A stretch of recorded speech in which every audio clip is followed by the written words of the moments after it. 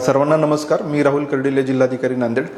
आपल्याला सगळ्यांना माहिती आहे की पेट्रोल आणि डिझेल याचा तुटवडा नसतानाही अशी अफवा पसरवल्यामुळं पेट्रोल पंपांवर खूप मोठ्या प्रमाणावर गर्दी होती आणि आपल्या ज्या डेली आवक आहे त्याच्या 2 पट 2.5 पट पेट्रोल पंपांवर अतिरिक्त ताण येतोय.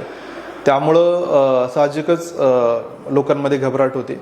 परंतु मी सगळ्यांना सांगू इच्छितो की आपल्याला जी डेली आवश्यकता आहे याचा नियमित पुरवठा आहे, आपल्याकडे कुठलीही टंचाई नाही आहे. परंतु या सगळ्या गर्दीमुळं जे जेन्युइन लोक यांनाही ते पेट्रोल भेटत नाही आहे, डिझेल भेटत नाही आणि त्यामुळे त्यांच्यात विनाकारण त्याचा समज तयार होतोय.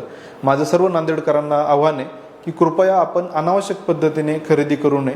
बऱ्याच ठिकाणी आपण मशागतीच्या कामांना तसा अवकाश असतानाही शेतकरी मंडळी मोठ्या प्रमाणात कॅन घेऊन या पद्धतीने पेट्रोल पंपावर येत आहेत. तर हे पण आम्ही पेट्रोल पंप चालकांना आवाहन केले की कुठल्याही वेगळी किंवा सुट्या पद्धतीने कॅनमध्ये अशी कुठलीही विक्री आपण करू नये. तर हे आवाहन केल्यानंतरही काही ठिकाणी आम्हाला असं लक्षात आलं की अजूनही ती गर्दी आहे.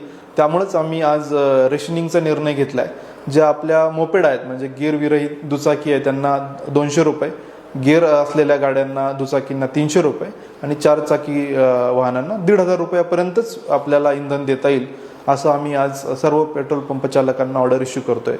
आणि परत एकदा आवाहन करतोय की कृपया आपण आपलं जे नॉर्मली आपण ज्या पद्धतीने वागतात त्याच पद्धतीने आपलं सुरळीत ठेवा. आपल्याकडं पुरेसा साठा आहे, पुरेशी आवक आहे. फक्त ती प्रचंड अतिरिक्त डिमांड विनाकारण निर्माण झाल्याने अशा प्रकारचं पॅनिक तयार होतंय. ते कृपया आपण टाळावं. धन्यवाद.